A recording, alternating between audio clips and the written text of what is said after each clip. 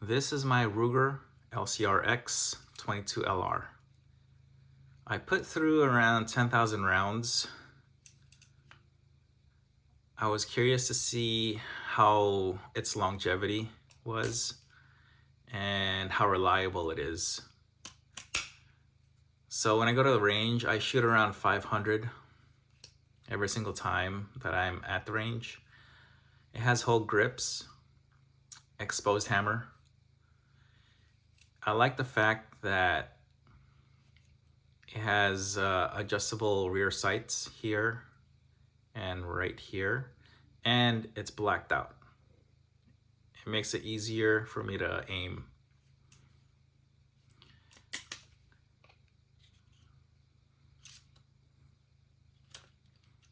For safety purposes, this is plastic. The trigger is double action, single action. Single action,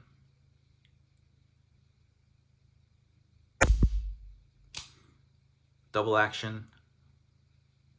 The double action is pretty heavy. It's above 15 pounds, I believe. But it's really crisp.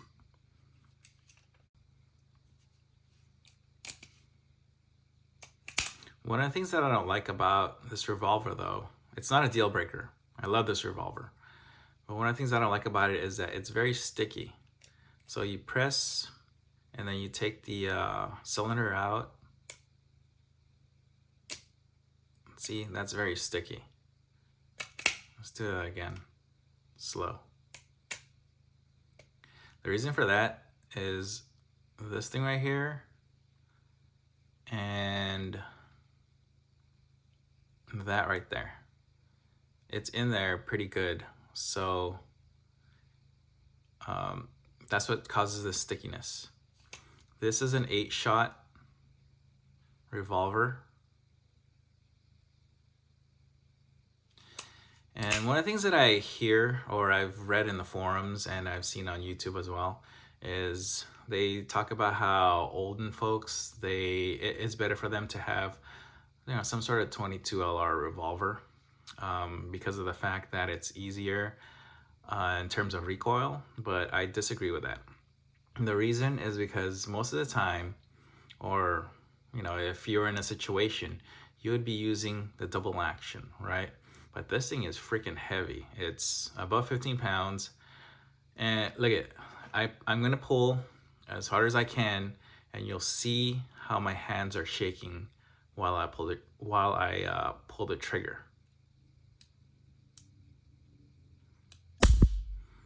So then that leads me to question, okay, if someone has, you know, weak hands, it's very difficult to aim with this gun. See that? My hands are shaking while I'm pulling the trigger. So then I think that this is not viable for old people or people that have, you know, very weak fingers. One of the things also is in the forums, they talk about how the transfer bar is very noisy. It is, if you can hear this. But I'm shaking it hard to cause that sound. It's not a deal breaker, or it's not an issue if you have it in a holster. It makes a slight sound, but it's not to the point where you can hear it. I guess it's just a mind game where, you know, people think that the transfer bar is made cheaply. I mean, especially for the price of the gun, it should not make any sounds like that. So I can see where they're coming from. In terms of ammo, this thing eats up a lot of ammo. But if you see my previous videos, I raved all about Aguila because of its reliability. There's no issues with failure to fire. That's true. Aguilas, there's no issues at all with failure to fire. But I do have a big issue with the shells after the round is being fired. What happens with Aguila, if you compare it against CCI or Thunderbolts or any other type of ammo is that the Aguila has a tendency, after you fire it, the shell expands to the point where it's difficult and you had to press hard on the ejector to be able to take the shell out. Thunderbolts, CCIs, it's easy. All you gotta do is go like this and all the shells fall out. But what I've had to do with the Aguilas is if I press my finger down slightly, there's no movement at all. It takes a significant amount of force for it to come out. So what I have to end up doing is I support the crane and the cylinder, and then I have to go like this, which takes a significant amount of force. I was kind of afraid that if I did that constantly, that there would be some sort of mess up or play on the crane after a while. Right now, there's really no play here at all. So I was concerned that, you know, if I kept up using the Aguila rounds, the shells would, you know, cause the crane or some sort of failure here in this area because of the significant force that I had to use to eject the rounds this way, like this.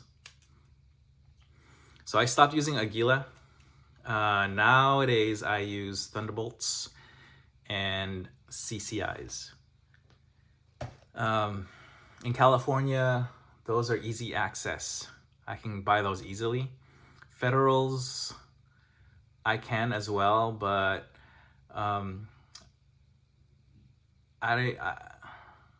Federals I can as well, but I prefer the Thunderbolts and the CCIs. It's just a preference, I suppose.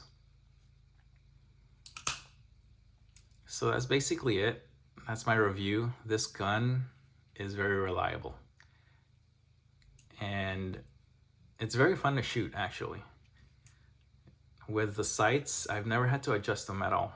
They came from factory like this, and I do testing on it, you know, every couple of times that I go to the shooting range, and it's always spot on, no movement at all. And for 10,000 rounds, that's pretty impressive. All right, well, that's all I have. Thank you for watching, and please like and subscribe.